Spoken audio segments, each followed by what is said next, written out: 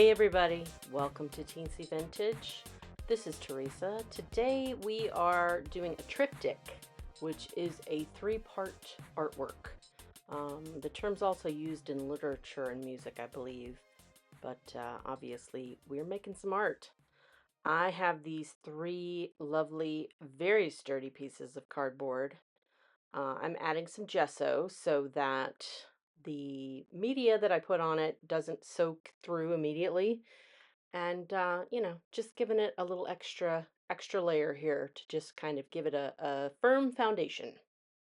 So now all three are evenly covered with just a light layer of gesso, and I'm going to run the heat tool over it for just a moment so that everything is nice and dry.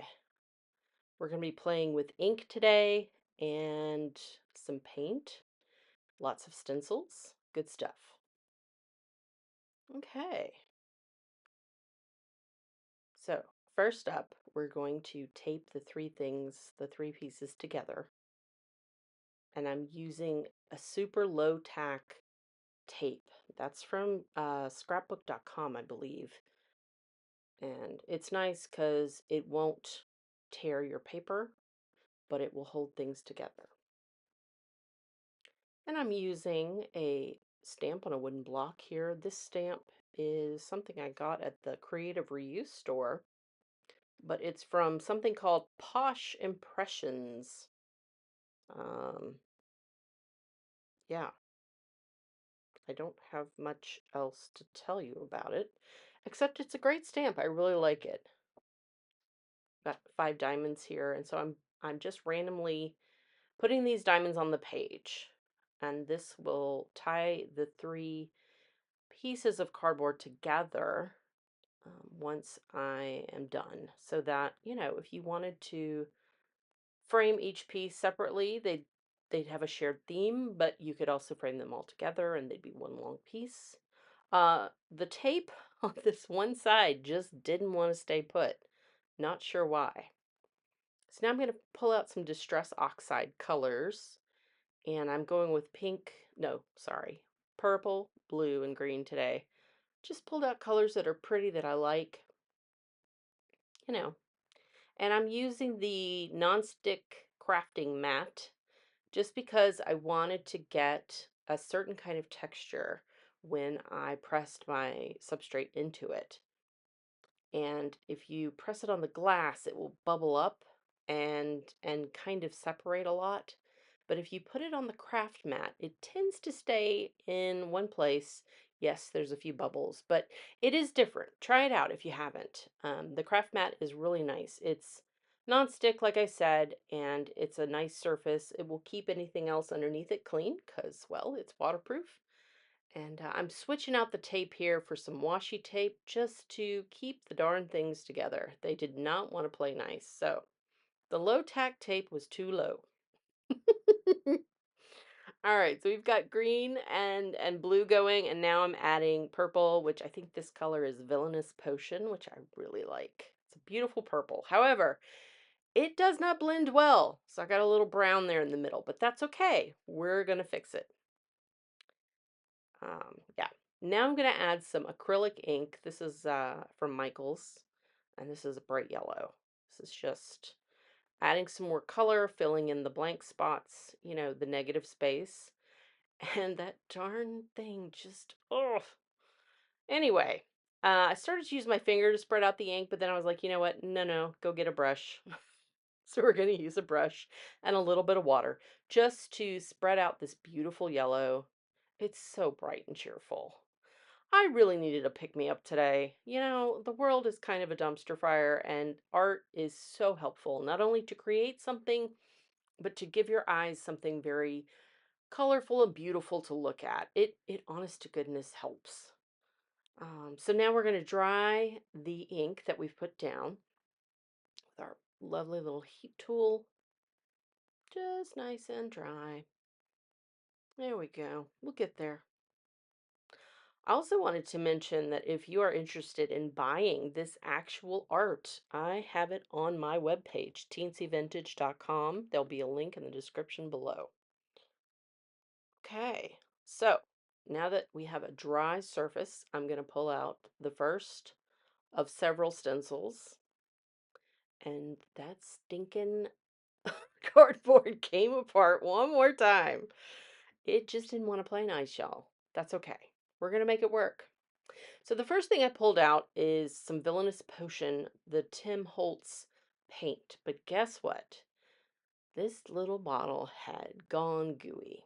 And I know if you've used the Ranger paints in the past, yeah, sometimes they turn into gunk. I was upset. Here I am using the end of a paintbrush to kind of stir it around, hoping that there was some wet paint underneath, but there really wasn't. I took a little bit of the chunky paint and was like, well, maybe I could still use this. I added some water. I'm using my finger to just kind of spread the color. And honestly, the consistency was just terrible. I'm really sad, but what are you going to do? So I said, all right, well, how about using a sponge and a stencil? Let's see what happens with that. And it worked. So, okay, I can salvage using this color a little bit here. Let's see what else we've got going on. This is a great little stencil of X's. Y'all know I love my little hash mark, cross marks. What are they called? I guess they're just called X's. All right, we're going to cut off that little tip and keep using the sponge, starting fresh with another color. So what it's probably going to be. Oh, another stencil. Here we go. Okay. Now I've pulled out some Payne's Gray. This is a great color. I love Payne's Gray. It's a deep gray with kind of a bluish undertone, depending on who makes it. Some are more warm tinted, some are cool tinted. This one falls kind of in the middle, I think, in terms of warm and cool, which works because I feel like the rest of these colors are kind of on the cool side of things. Yeah, and I love this stencil from AALL and Create. It's just a cool design. And now I've pulled out more acrylic paint. This one is in a color called Rose Madder. And this color is very intense, and a little goes a long way. This color, this paint in particular, is kind of a stain almost.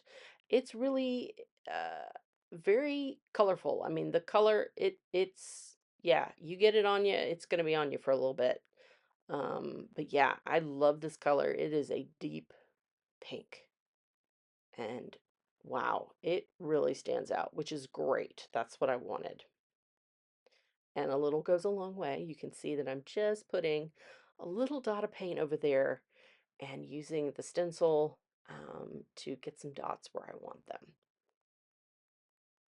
And then I'm going to zhuzh some of these really light colored or white areas.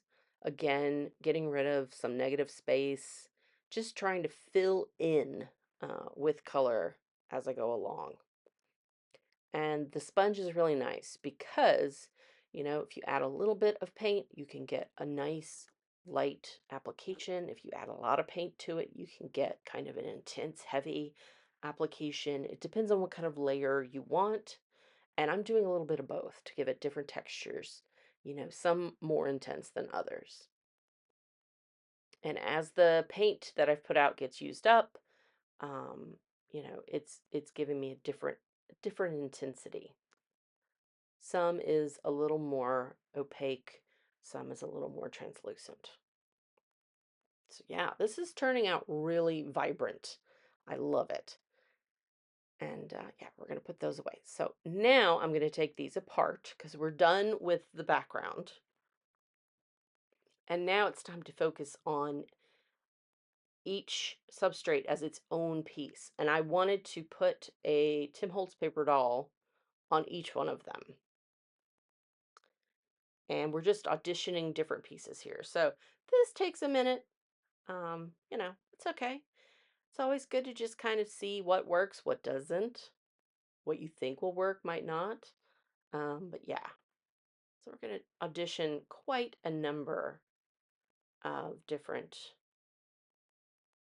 people, groups, duos. Oh, and I will say some of these are a little more like sepia toned and some are more black and white. The Paper Dolls line, I think it depends on which set you get as to whether or not you'll get something a little more in the brown family or a little more in the black family. Um, so that said, I think I picked out things that are a little more in the black and white family, just because the colors are so bright. I wanted to have a contrast. Now, to gently color the edges of these three folks, I got a new sponge because the other one had been pretty used up, and I'm just very gently going around the edges, and I'm making the edges black so that they don't stick out so much as a layer, um, like physically, if that makes sense. And now I'm going to use some art glitter glue to adhere the paper dolls to the substrate. And I'm going to use a paper towel to push down because I have ink and paint on my hands and I don't want to smudge, or smush anything onto the image. I want to keep the image really clean. So having a paper towel on hand to, do that can help you firmly press your image down and make sure the glue is spread, equally, and you'll get a very nice adhesion there without any, funny smudges that you don't want. All right, so we're auditioning these two, and I think it's that side. And I'm also using the sponge to go around the edges of the pieces themselves, just because to me it gives a nice finished look. Yeah, yeah. So now I have all three um, pieces that now feature an image, and I'm going to make sure, I think I forgot to do this one. We're going to make sure all the edges are blackened, and it just kind of gives it a more complete look. If you want to leave your edges bare, that's totally fine. If you're like, I'm going to frame this, who cares? Great. But, I like to have options, so I went ahead and added ink around the sides. Okay, so now I've pulled out the set of snippets. This is snippet set 1, which you can get on my Ko-Fi shop. These are all just oddball, fun, weird, wacky sentences and statements that I cut out of old books, and I love them. And I found two kind of weird ones that I'm going to use here. This one I really like. Ted had been unconscious for most of the day, which is kind of non sequitur. But you know me, I like something a little weird. And this guy had some crazy hair. So I was like, you know what? We're going to call him Ted and we're going to say he'd been unconscious. Who knows? Maybe he had been out partying last night. I don't know. But that's the fun of this. And then for this gentleman, I picked out the sentiment that said, oh, what did it say? Darn it. Let me see here. It's hard to read on the screen. Oh, it says he was glad it was over. And he kind of looks, like he's satisfied. I love this guy's mutton chops. They are amazing. Um his whole look is amazing. This guy, excellent. He just has on the beautiful suit, jacket. His bow tie is like perfectly tied. And then he has this super straight part in his hair, curly hair, everything. I love it. Now I'm just filling in a few little spots to make them a little bit darker. And then finally we've got the wedding couple here. Now, these two I wasn't sure. There wasn't really anything that I was like, "Oh, yeah, this is the one." So I put my snippets away and I pulled out the Tim Holtz set. And I think this is the small talk set, just the regular casual one, not the snarky one. Although honestly, this snippet could be construed as a little bit snarky. I ended up picking Forever is composed of nows. And I don't know. I just kind of felt like it was subtle, a subtle way of saying, yeah, forever's a long time. And when you pledge yourself to somebody, it's a serious commitment. So I don't know. Take it as you will. All right, and now I'm smudging a little bit of ink on there just to kind of grunge it up to make it blend in a little more because it was a really pristine white background. So anyway, um, I'm gonna add the ground underneath our two standing folks here, so they're not floating in the air. And I'm using a Stabilo all pencil. I'm gonna activate that with a little bit of water. And yeah, these turned out so good. I love them. And like I said, if you love them, they could be yours. I have listed them on my website, so go check out that link. And thanks for watching, y'all. I really appreciate it. Make sure to like this video and subscribe if you would like to see me make more art. All right, I will see you next time.